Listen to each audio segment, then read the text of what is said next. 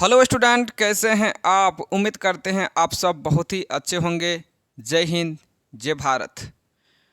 तो पिछले क्लास में हम लोग एक नया टॉपिक स्टार्ट किए थे, हाइट एंड डिस्टेंस, ऊंचाई और दूरी। तो ये वाला जो वीडियो है ये आपका सेकंड वीडियो होगा। अगर आप पिछले वाला वीडियो नहीं देखे तो सबसे पहले उसको देख लीजिए, उसका लिंक आपको डिस्क्रिप्शन में मिल जाएगा। और आज जो हम लोग शुरुआत करेंगे क्वेश्चन नंबर 5 से। चलिए, और ये जो हम लोग बनाते हैं इस मैथ में, आप कौन कौन सा यूज किया जाता है, किसका किसका यूज होता है। एक तो हम लोग का यूज होता है साइन थीटा, जिनको बोला जाता है P/H। एक होता है कॉस थीटा, जिनको बोला जाता है B/H। और एक होता है टेन थीटा। बस ये तीनों के अलावा आपको कोई भी यूज करने का ज़रूरत नहीं पड़ेगा इस मैथमेटिक में। तो ये तीन चीज़ तो आप अगर 8 पॉइंट में ऑलरेडी पढ़ चुके हैं तो फिर आपके लिए कोई दिक्कत नहीं करेगा, क्योंकि ये जो क्वेश्चन होता है सभी क्वेश्चन आपका 8 पॉइंट से रिलेटेड ही होता है। तो सबसे पहले आपको 8 पॉइंट क्लियर करना होगा, और उसके बाद आप ये वाला चैप्टर करोगे तो समझ में आएगा, वरना आपको कुछ भी नहीं आएगा समझ में। ठीक है, चलिए तो इसकी शुरुआत करते हैं। क्या है क्वेश्चन। क्वेश्चन समझना बहुत जरूरी है, क्योंकि ये फिगर बेस्ड क्वेश्चन, आपको फिगर आपको बनाना पड़ेगा, खुद ही बनाना पड़ेगा। गिवन नहीं रहेगा, इसमें दिया नहीं रहता है। इसमें भूमि से 60 मीटर ऊंचाई पर एक पतंग उड़ रही है।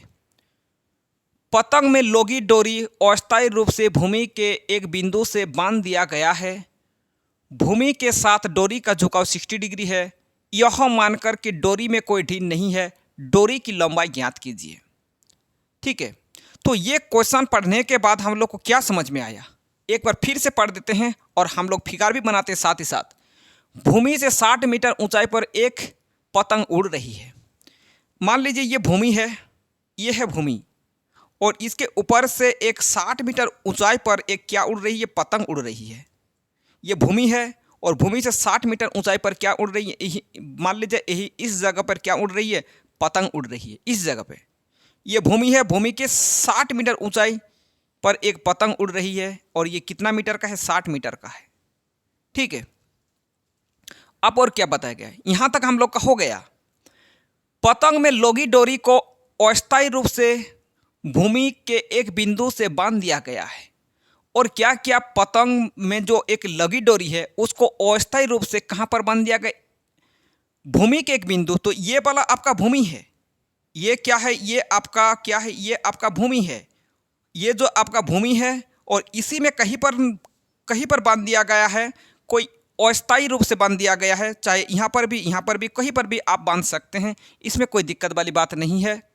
ठीक है, चलो मान लीजिए यहीं पे बांध दिया गया है, इस जगह बांध दिया गया है, यहीं पे बांध दिया गया है, यहीं पे बांध दिया गया है। आप जानते हैं डोरी जो होता है वो इस टाइप का डोरी होता है। आप देखे होंगे, पतंग उड़ाए होंगे तो आपको पता चलेगा कि डोरी भाई इस प्रकार का होता है, ना कि सीधा होता है, सीधा नहीं होता है। इसमें भूमि के साथ डोरी का झुकाव, वो जो डोरी का झुकाव है वो कितना डिग्री है, 60 डिग्री। ये जो डोरी है और भूमि के साथ जो झुकाव है, ये भूमि है, भूमि के साथ झुका है वो कितना डिग्री पर, 60 डिग्री पर झुका हुआ है। ये 60 डिग्री हो जाएगा, कितना हो जाएगा, 60 डिग्री कोण पर झुका हुआ है। यह मानकर कि डोरी में कोई ढील नहीं है। ये डोरी में देखो कोई ढील नहीं है। डोरी की लंबाई ज्ञात कीजिए, आपको डोरी की लंबाई निकालना पड़ेगा। तो ये है हम लोग का डोरी की लंबाई। तो डोरी की लंबाई को हम लोग x मानेंगे। क्या मानेंगे, ये डोरी की लंबाई, इसको हम लोग को निकालना पड़ेगा। और डोरी की लंबाई को हम लोग क्या माने हैं, मान लिया डोरी की लंबाई बराबर x मीटर। आप देखिए, आप जानते हैं जो सबसे बड़ी भुजा होता है उसको h बोला जाता है, ये तो आप जानते हैं। और एक चीज़ आप जानते हैं, जो कोण गिवन रहता है उसके सामने वाला को b बोला जाता है। h फिक्स है, h फिक्स, इसको b बोला जाता है और इसको बोला जाता है p। तो p देखो, इसमें तो कोई वैल्यू नहीं दिया गया है, या फिर कोई माने भी नहीं है, माने भी नहीं और कोई दिया भी नहीं, इसका कोई जरूरत नहीं। मतलब इसका और इसका जरूरत पड़ेगा, क्योंकि हम लोग को डोरी का लंबाई निकालना पड़ेगा, इसका और इसका जरूरत पड़ेगा। तो p और h किस में आता है, p और h जो आता है वो साइन थीटा में आता है। किस में आता है, साइन थीटा में। तो साइन आप क्या लिख सकते हैं, साइन, ये नीचे बनाइएगा आप, ठीक है, आप नीचे बनाइएगा। तो साइन कितना, 60 डिग्री। तो साइन 60 डिग्री का वैल्यू कितना आ जाएगा, ये आप नीचे बनाइएगा। ठीक है, साइन 60 डिग्री ये साइन क्या हो जाएगा, साइन थीटा हो जाएगा, साइन 60 डिग्री। कौन जो दिया रहेगा उसको आपको लिखना पड़ेगा। साइन थीटा बराबर होता है पी बटा एच। पी बटा एच, पी कितना है 60, एच कितना है, एच है एक्स। साइन 60 डिग्री का वैल्यू होता है, साइन 60 डिग्री का कितना वैल्यू होता है, √3/2 होता है, बराबर 60/x। आपको क्या करना पड़ेगा, क्रॉस मल्टीप्लाई करना पड़ेगा। क्रॉस मल्टीप्लाई करना आता है, हाँ बिल्कुल। इसके साथ ये वाला गुना करोगे तो √3x हो जाएगा, और इसको गुना करोगे तो फिर कितना आएगा, 120, 120 आएगा। अगर गुण में रहे तो आप जानते हैं बराबर के इस पार आने पर किस में होता है, भाग में। और जब भी √5 आए, √3 आए, √6 आए, √7 आए, उसको क्या करना पड़ता है, परिमेयकरण करना पड़ता है। परिक्रमण क्या होता है, परिक्रमण क्या होता है वो आप जानते हैं। उसका ऊपर नीचे से आपको क्या करना पड़ेगा, गुण भाग करना पड़ेगा, यही होता है परिमेयकरण। तो x बराबर कितना हो जाएगा, 120 √3, क्योंकि इसके बीच में √3 लिखो चाहे ना लिखो, इंटू √3 लिखो या ना लिखो, कोई फर्क नहीं पड़ता, क्योंकि इसका मतलब भी इंटू ही होता है। √3 गुना करने पर 3 आता है, और इसको अगर काटोगे 3 4 12 यानी 40, ठीक है। तो x बराबर कितना आ जाएगा, 40 √3, ठीक है। तो यहाँ आपको पुट करना है, अतः x के जगह आपको पुट करना है ये वाला। तो डोरी की लंबाई कितना हो गया, अतः डोरी की लंबाई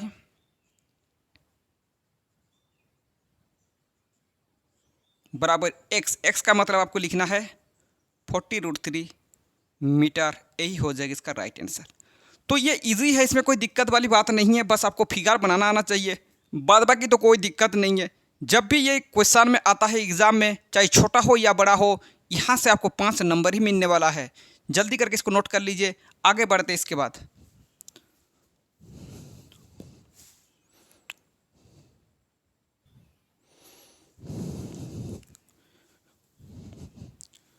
चलिए, तो क्वेश्चन नंबर 6 बनाने से पहले हम लोग को कुछ और आपको जानकारी होना चाहिए, जिसका इस्तेमाल आपको मैथ में बार बार आपको देखने को मिलेगा। अभी जितना भी क्वेश्चन है आपको देखने को मिलेगा, तो क्या क्या उस चीज़ है।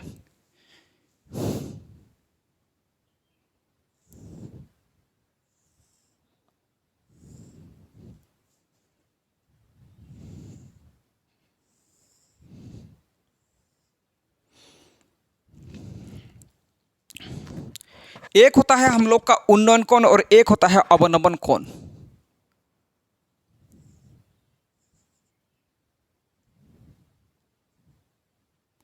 θ1 करो या थीटा रहने दो, इसको बोला जाता है उन्नयन कोण।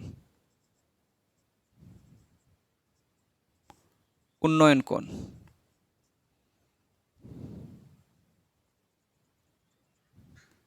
और एक होता है आपका अवनमन कोण। ये θ2 कर देते हैं, और एक होता है अवनमन कोण। अवनमन कोण एक होता है उन्नयन कोण और एक होता है अवनमन कोण, और एक होता है हम लोग का दोनों उन्नयन कोण और अवनमन कोण बोथ।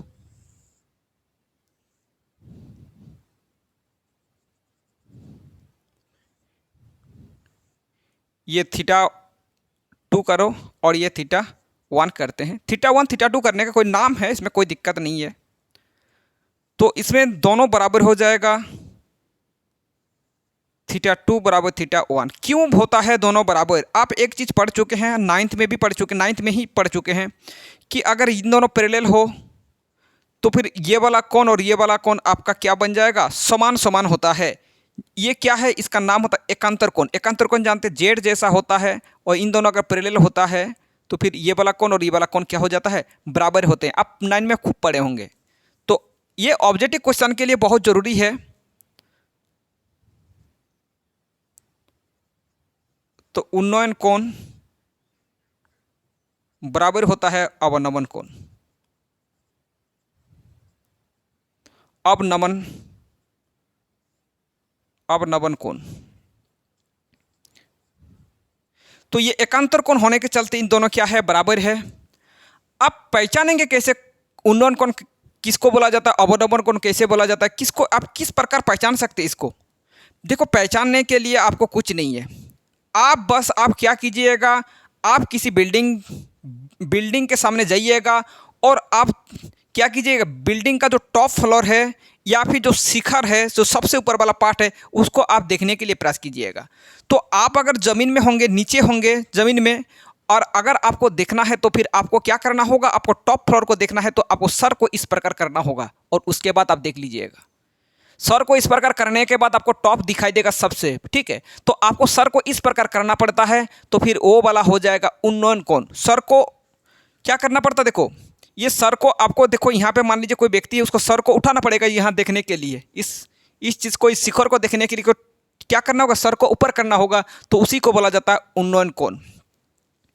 आप बोलेगा कि भाई आप तो सबसे पहले आप क्या है, टॉप में जो सबसे ऊपर वाला पार्ट में एक व्यक्ति खड़ा है और वो व्यक्ति क्या करना चाहता है, वो ज़मीन को देखना चाहता है। तो ज़मीन को देखने के लिए उसको क्या करना पड़ेगा, जो सर है उसको इस प्रकार झुकाना पड़ जाएगा, तब जाके उसको ज़मीन दिखाई देगा।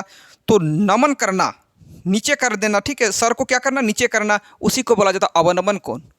तो अगर मान लीजिए यहीं पे व्यक्ति खड़ा है तो उसको क्या करना होगा, सर को इस प्रकार डाउन करना पड़ेगा, तो उसको बोला जाता है अवनमन कोण।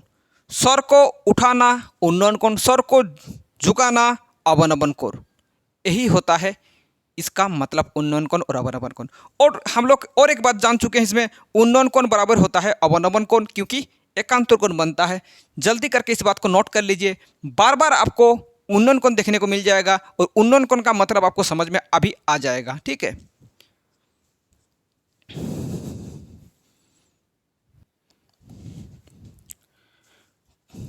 चलिए, तो अच्छा खासा क्वेश्चन है, दिक्कत बड़ी करता है ये क्वेश्चन। चलिए क्वेश्चन को एक बार पढ़ लेते हैं। 1.5 मीटर लंबा एक लड़का 30 मीटर ऊंचे एक भवन से कुछ दूरी पर खड़ा है। जब वह ऊंचे भवन की ओर जाता है तब उसकी आंख से भवन के शिखर का उन्नयन कोण, क्या बताया गया, उन्नयन कोण 30 डिग्री से 60 डिग्री हो जाता है। बताइए कि वह भवन की ओर कितनी दूरी तक चल कर गए। एक तो हम लोग का अंदाजा सा लगेगा कि भाई ये उन्नयन कोण बनने वाला है। क्या बनने वाला है, उन्नयन कोण बनने वाला। थोड़ा सा आप और एक जानकारी ले लीजिए, उसके बाद ये कोई दिक्कत नहीं करेगा। इस क्वेश्चन में देखने में डरावना है लेकिन ये कुछ नहीं होता है। मान लीजिए ये θ1 है, ये θ2 है और ये θ3 है। ये जैसे जैसे आगे बढ़ते जाओगे जो कोण की वैल्यू है वो बढ़ते जाएगा। जैसे जैसे आगे बढ़ते जाओगे कोण की वैल्यू बढ़ते जाएगा, ठीक है। आगे जाओगे तो कोण की क्या हो जाएगा, वो बढ़ते जाएगा। पहले इतना था, फिर देखो कोण की और ज़्यादा हो जाएगा, फिर और ज़्यादा बड़ा हो जाएगा। जितना आगे जाओगे उतना आपको सर को ऊपर करना पड़ेगा, जितना जाओगे सर को और ज़्यादा ऊपर करना पड़ेगा। तो कोण की वैल्यू कुछ टाइम क्या हो जाता है, बढ़ जाता है। जितना आगे जाओगे कोण की वैल्यू बढ़ जाएगा। चलिए अब हम लोग को क्वेश्चन को सॉल्व कर लेते हैं, ठीक है। 1.5 मीटर लंबा एक लड़का, 1.5 मीटर को कोई एक लड़का है जो 30 मीटर ऊंचे भवन से कुछ दूरी पर खड़ा है। तो 30 मीटर ऊंचाई का कोई भवन है, मान लीजिए ये वाला आपका 30 मीटर ऊंचाई का कोई भवन है। कितना है ये, 30 मीटर ऊंचा कोई भवन है। कितना है, 30 मीटर ऊंचा भवन कोई है, ठीक है। यहाँ से लेकर यहाँ तक कितना है, 30 मीटर है, कुछ दूरी पर खड़ा है। जब वह ऊंचे भवन की ओर जाता है तब उसकी आंख से भवन के शिखर का उन्नयन कोण 30 डिग्री से 60 डिग्री हो जाता है, ठीक है। तो वो लड़का कहाँ पर खड़ा है, मान लीजिए यहीं पे खड़ा है, भवन के सामने खड़ा है ना, लिखा गया है, क्या लिखा है, भवन के कुछ दूरी पर खड़ा है। चलो भाई यहीं पे मान लीजिए खड़ा है कोई बच्चा, यहीं पे खड़ा है और इसका भी कुछ हाइट है, इसका भी कुछ हाइट है। तो ये जो बच्चा है ये लेट कर थोड़ी देखेगा ज़मीन पर, नहीं, ये खड़ा होकर देखेगा। तो ये जो देखेगा यहाँ से लेकर देखेगा, यहाँ से मान लीजिए यहाँ से देख रहा, तो ये इसका भी तो कुछ ऊंचाई होगा, क्योंकि इसका भी कुछ होगा। तो यहाँ से लेकर यहाँ तक ऊंचाई जो होगा वो कितना हो जाएगा, क्योंकि बच्चा का भी हाइट है, इसलिए यहाँ से लेकर यहाँ तक हाइट, यहाँ से लेकर यहाँ तक हाइट कितना हो जाएगा, 30 में से 1.5 बच जाएगा। क्यों जाएगा, क्योंकि ये बच्चा का हाइट इतना दूर से ही दिखेगा, क्योंकि आंख जो होता है वो ऊपर में होता है ना, यहाँ से दिखेगा, ठीक है, और इसको घटाव करोगे तो आएगा 28.5 आएगा। कितना आएगा? 28.5 मीटर आ जाएगा। ठीक है, इतना मीटर। वो व्यक्ति कहाँ पर खड़ा है? देखो, जब वह ऊंचे भवन की ओर जाता है तब उसकी आंख से भवन के शिखर का उन्नयन कोण कितना हो जाता है? 30 डिग्री से 60 डिग्री हो जाता है। तो बच्चा कहाँ पर खड़ा है भाई? बच्चा खड़ा कहाँ पर है? चलिए मान लीजिए एक बच्चे यहीं पे खड़े हैं। कहाँ पर खड़े हैं? मान लीजिए ये बच्चा जो है यहीं पे खड़े हैं, ये पे, और इसका यही वाला बच्चा है तो यहीं पे खड़े हैं, यहीं पे खड़े हैं, और ये वाला बच्चा का हाइट जो है 1.2 का हाइट है। ये जो हाइट है ये 1.2 का बच्चा का ही हाइट है। ये बच्चा का ही 1.2 का हाइट है। तो ये बच्चा यहाँ से लेकर कहाँ तक आ गया? ये बच्चा देखो, जब वो ऊंचे भवन की ओर जाता है तब उसकी आंख से भवन के शिखर का उन्नयन कोण 30 डिग्री से 60 डिग्री हो जाता है। ठीक है, जब वो ऊंचे भवन की ओर जाता है, ये जो आगे की ओर जाने लगा, यहाँ था पहले बच्चा, फिर बच्चा बोले चलो भाई और आगे बढ़ जाते हैं, चलो यहाँ बढ़ गया, तो इसकी आंखों का जो उन्नयन कोण वो 30 डिग्री पहले था, 30 डिग्री से कितना हो गया? बढ़ के 60 डिग्री हो गया। बोले ना, जितना आगे बढ़ेगा कोण की वैल्यू जो क्या होता है वो बढ़ती जाता है। 30 डिग्री से कितना हो गया? 60 डिग्री। मान लो बच्चा ये तक आ गया ना, ये बच्चा कहाँ तक आ गया? यहाँ तक, यहाँ तक आ गया ये बच्चा। ठीक है, चलिए, तो अब हम लोग को क्या निकालना पड़ेगा? बताइए कि वह भवन की ओर कितनी दूरी तक चलकर गया। भवन की ओर कितना दूरी? यहाँ से लेकर यहाँ तक ही तो गया, तो यहाँ से लेकर यहाँ तक आप बोलोगे x दूरी। कहाँ तक? x दूरी चलकर गया। इसको भी वैल्यू कुछ मानो, इसको कोई ज़रूरत है पड़ेगा, वैसे इसका कोई अभी आंसर में कुछ इसका ये नहीं होगा, जिक्र नहीं होगा इसके बारे में। बताइए कि वह भवन की ओर कितनी दूरी चल कर गया। तो भवन की ओर कितनी दूरी चल कर गया? x दूरी। तो क्या लिखना होगा? ये नीचे लिखिएगा। मान लिया भवन की ओर x मीटर दूरी तक चल कर गया।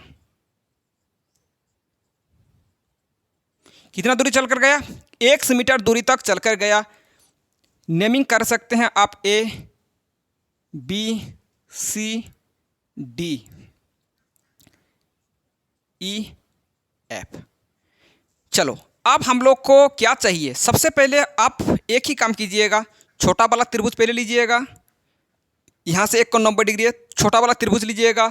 उसके बाद आपको बड़ा वाला त्रिभुज लेना पड़ेगा। एक 90 डिग्री होना चाहिए। ठीक है, एक ध्यान देना है कि 90 डिग्री होना चाहिए। आप ये वाला त्रिभुज नहीं ले सकते, तो सबसे पहले आपको छोटा वाला त्रिभुज लेना पड़ेगा, ये वाला त्रिभुज।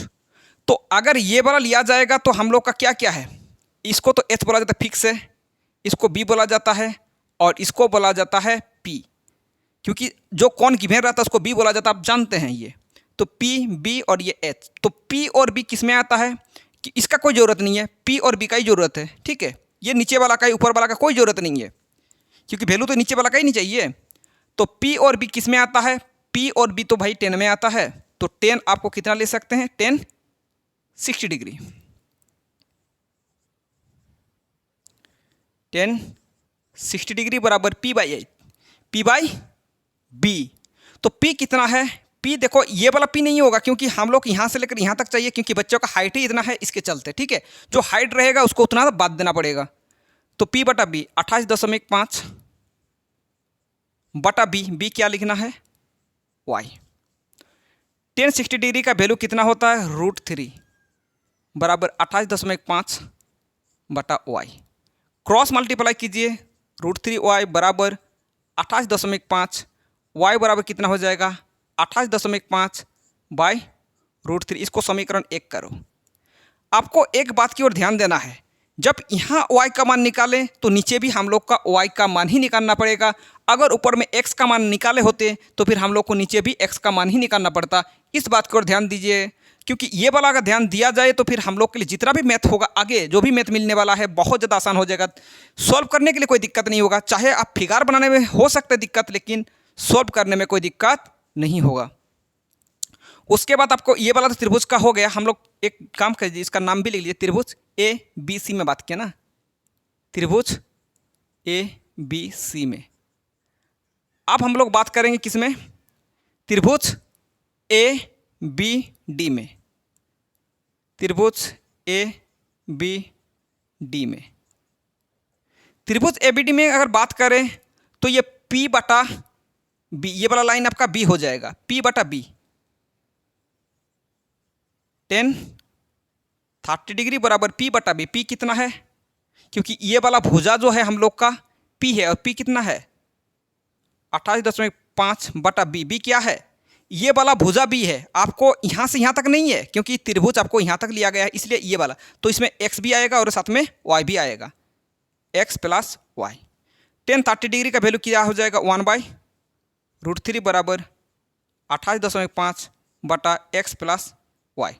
क्रॉस मल्टीप्लाई करना पड़ेगा, और क्रॉस मल्टीप्लाई करने के बाद एक के साथ गुना करने पर x प्लस वाई ये होगा, और इसके साथ अगर गुना करोगे 28.5√3, यही होगा 28.5√3। तो यहाँ किसका वैल्यू निकाले, तो y का, तो यहाँ पर भी हम लोग को y का वैल्यू ही चाहिए, तो ये 28.5√3 माइनस x, ये समीकरण 1 और ये समीकरण 2। अब देखो सॉल्व करने में दिक्कत नहीं होगा। अब देखो इधर वाला बराबर है तो इस साइड भी बराबर हो जाएगा, ठीक है। तो समीकरण 1 और 2 से, समीकरण 1 और 2 से, समीकरण 1 और 2 से अगर इस साइड बराबर है तो इस साइड भी बराबर हो जाएगा। तो समीकरण 28.5/√3 है, और समीकरण 2 में क्या है 28.5√3 माइनस x, ठीक है। आपको करना पड़ेगा फिर से एक ही काम तो करना पड़ेगा, वो भी क्या करना पड़ेगा, क्रॉस मल्टीप्लाई करना पड़ेगा। क्रॉस गुना अगर करोगे, कहाँ बनाई जाए बताइए, और एक ही जगह बचा हुआ है, यहीं पे बनाना पड़ेगा, कोई उपाय नहीं है, जगह में बहुत कम है। चलिए तो इधर हम बना देते हैं, ठीक है। क्रॉस गुना करोगे तो फिर एक के साथ गुना करने पर तो यही आएगा 28.5, 1 के साथ गुना करने पर यही आएगा, ठीक है। क्रॉस गुना कर रहे हैं ना। अब देखो √3 से क्रॉस गुना करना है, एक बार इसके साथ और एक बार इसके साथ, क्योंकि बीच में माइनस भी है, ठीक है। इसमें 2 गो पद है। चलो इसके साथ गुना करने पर क्या हो जाएगा, बराबर 28.5, और √3 गुना करने पर हो जाएगा 3, और इसके साथ गुना करोगे तो आएगा -√3x, ठीक है। आप देखो इसको इधर लेके आइए 28.5, और इसको लेके आइए 28.5√3 -√3x, ठीक है, बराबर -√3x। ये माइनस बचा हुआ है, देखो -√3x। इसमें कितना, ये कितना 28.5 है, यहाँ एक गो 28.5 है, यहाँ कितना 28.5 है, 3 गो 28.5 है। अगर 3 को 28.5 में से एक गो 28.5 बाद दिया जाए तो फिर कितना 28.5 बचेगा, 2 28.5 बचेगा। तो फिर कैलकुलेशन कम करना पड़ जाएगा आपको, ठीक है।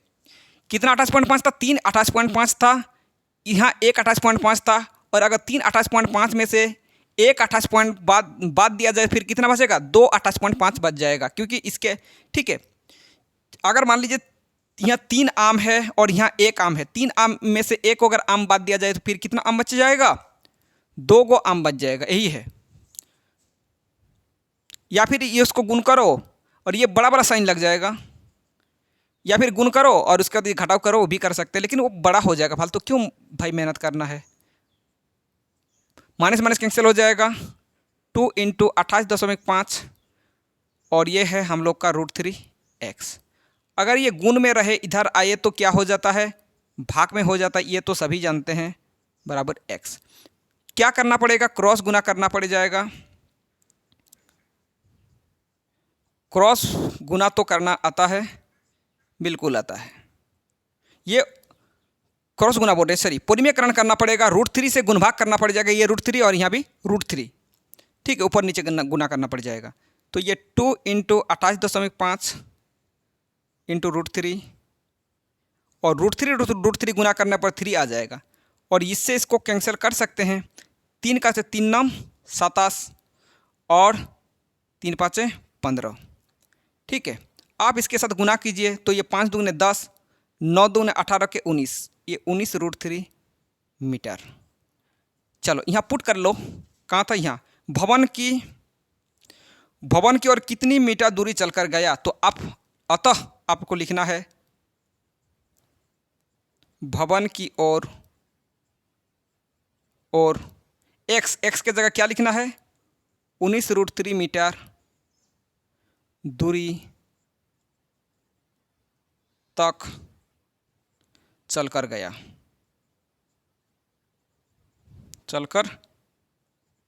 यही हो जाएगा इसका राइट आंसर। तो ये इजी है, आराम से बना सकते हैं। यहाँ से लेकर यहाँ तक कितना दूरी है, 19 √3 मीटर। जल्दी करके इसको नोट कर लीजिए, अच्छा खासा क्वेश्चन है, दिक्कत बड़ी करता है ये।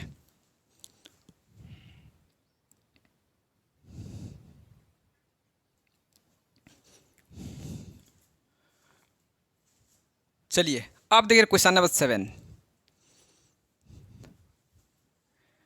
चलिए देख लीजिए कितना ज़्यादा आसान क्वेश्चन, कितना ज़्यादा, ये आराम से आप बना सकते हैं, इसमें कोई दिक्कत नहीं है।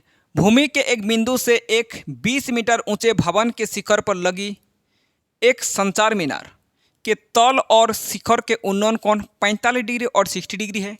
मीनार की ऊंचाई ज्ञात कीजिए। भूमि के एक बिंदु से एक 20 मीटर ऊंचे भवन, क्या है मेरे भाई, एक भवन है। ये मान लीजिए एक भवन है जिसका ऊंचाई कितना दिया गया है, जिसकी ऊंचाई दिया गया 20 मीटर। तो ये 20 मीटर ऊंचाई का कोई भवन है। यहाँ से लेकर यहाँ तक कितना मीटर है, 20 मीटर है। ये यहाँ से लेकर यहाँ तक कितना है, 20 मीटर तक आपका कोई भवन है। कितना है, 20 मीटर का कोई भवन है, ठीक है। यहाँ से लेकर इतना कितना हाइट है, 20 मीटर। और ऊपर में क्या लगी है, शिखर पर। ये शिखर मतलब सबसे जो ऊपर वाला, इसको शिखर बोला जाता है, और इसको बोला जाता है, क्या बोला जाता है, पदबिंदु बोला जाता है। इसको शिखर, इसको पदबिंदु, ठीक है। तो शिखर पर लगी एक संचार मीनार के तल और शिखर का उन्नयन कोण 45 डिग्री और 60 डिग्री है। तो इसके ऊपर में एक क्या लगा गया, संचार मीनार। इसके ऊपर में क्या लगा हुआ, शिखर में एक तो संचार मीनार लगा दिया गया है, ठीक है। संचार मीनार लगा दिया गया है जिसका उन्नयन कोण तो हम लोग जानते हैं इस प्रकार का कुछ होता है। ये उन्नयन कोण इस प्रकार का होता है, उन्नयन कोण। वो भी शिखर पर लगी एक संचार मीनार और तल और शिखर के उन्नयन कोण 45 डिग्री और 60 डिग्री है। तो ये जो तल में जो क्या है, जो उसका उन्नयन कोण है वो कितना है, 45 डिग्री और 60 डिग्री है। आप खुद ही बता सकते हैं कि कौन वाला 45 होगा और कौन वाला 60 होगा, ये आप खुद ही जानते हैं। तो छोटा वाला वो तो 45 डिग्री हो जाएगा, बड़ा वाला वो तो हो जाएगा 60 डिग्री। आपको क्या निकालने के लिए पूछा गया है कि मीनार की ऊंचाई ज्ञात कीजिए। मीनार की हाइट निकालना पड़ेगा, यानी मीनार की हाइट को हम लोग x मानेंगे। क्या मानेंगे, x। तो इसको A B C D। तो सबसे पहले छोटा वाला त्रिभुज को लिया जाएगा, फिर बड़ा वाला त्रिभुज को लिया जाएगा। छोटा वाला त्रिभुज कौन सा, ये वाला छोटा है, ये वाला बड़ा है, ठीक है। ये छोटा वाला त्रिभुज, तो छोटा वाला त्रिभुज क्या है, BCD। तो त्रिभुज BCD में तो आपको थोड़ा सा लिख लेना होगा मीनार की ऊंचाई। मान लिया मीनार की ऊंचाई बराबर x मीटर, ठीक है। तो छोटा वाला त्रिभुज लेना होगा, त्रिभुज BCD में। ये आप नीचे लिखिएगा, जो हम ऊपर में लिख रहे हैं ना, ये नीचे लिखिए, त्रिभुज BCD में। अगर त्रिभुज BCD की बात करें, BCD का, ठीक है, तो इसमें आपको एक तो ये वाला और एक तो इसका कोई ज़रूरत नहीं पड़ता, इसका कोई ज़रूरत नहीं। इसको आप कुछ भी मान लीजिए। क्या मान लेते हैं, चलो इसको y ले लेते हैं, क्योंकि x ऑलरेडी लिए हैं तो इसको y, इसका कोई ज़रूरत नहीं पड़ेगा। चलो तो 10, ये क्योंकि ये आपका क्या है, बी है और ये पी है, ये तो एच होता है। पी और बी किस में आता है? वो तो 10 में ही आता है। 10 45 डिग्री बराबर पी बटा बी। पी बटा बी मतलब पी कितना है 20, बी कितना है वाई। ठीक है, तो 10 45 डिग्री का वैल्यू होता है 1 और ये 20 बटा वाई। क्रॉस मल्टीप्लाई अगर करोगे तो फिर y बराबर कितना हो जाएगा 20। हम लोग एक चीज़ जानते हैं भाई, यहाँ अगर y का मान निकाल लिए हैं तो फिर यहाँ पर भी y का मान ही निकालना पड़ेगा। तो अब हम लोग को लेना पड़ेगा त्रिभुज ए सी डी में। अब बड़ा वाला त्रिभुज लेते हैं, त्रिभुज ए सी डी में। अगर त्रिभुज ए सी डी का बात करें तो इसमें भी हम लोग को 10 ही मिल जाएगा। और भी 10 कितना का बन जाएगा? आप देखो यहाँ से लेकर यहाँ तक ये वाला, ये कौन जो है यहाँ से लेकर यहाँ तक है, यानी 10 हम लोग का कितना 10 60 डिग्री बराबर पी बटा बी। पी बटा बी अगर पी की बात करें, पी की बात करें यहाँ से लेकर यहाँ तक, यानी कौन कौन सा आएगा?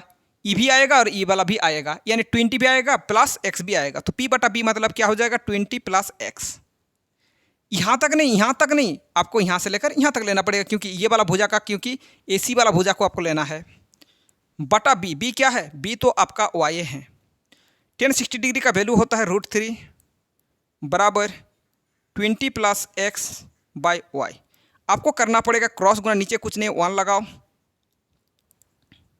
तो ये हो जाएगा √3 वाई बराबर 20 प्लस एक्स। किसका वैल्यू निकाले थे यहाँ? वाई का। तो यहाँ पर भी हम लोग को निकालना पड़ेगा भाई, वाई का ही मान निकालना पड़ेगा।